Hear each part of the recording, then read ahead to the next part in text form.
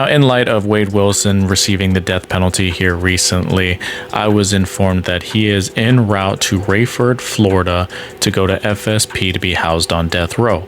In the meantime, he is in transition to one of the most notorious prisons in Florida, RMC Reception Medical Center in Lake Butler.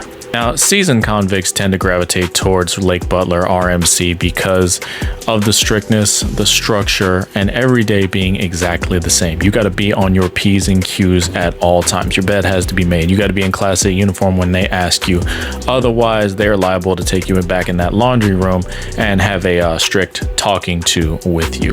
The thing about it is this compound is so strict that they would much rather speak with you in the laundry room in private, or not so private, with a few different officers, in opposition to taking you to confinement. Their excuse on that and justification is that confinement is better than the compound because they actually bring the food to you. You have somebody basically serving you in there. This is also the place that housed the notorious officers N. Charlie and K. Wing Slim, who supposedly had an entire jar full of gold teeth that they knocked out of inmates that were coming through the institution. Also home to the Wild Wild West, the West unit of Lake Butler. And to be honest with you, it wasn't so wild when I was there.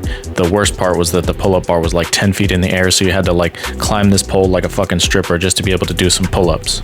Now, unless you are housed permanently at this institution, Lake Butler is a no tolerance kind of place. They do not tolerate the bullshit. They will absolutely jump on your ass for the smallest little thing. And the worst part about it is that they have no sympathy. If you're looking for sympathy, you better look in the dictionary between shit and syphilis, because they don't give a damn here. You got cancer patients being housed here. You got people on dialysis. You got people like me, amputees, running around all over the place. All kinds of shit. Nobody gives a fuck.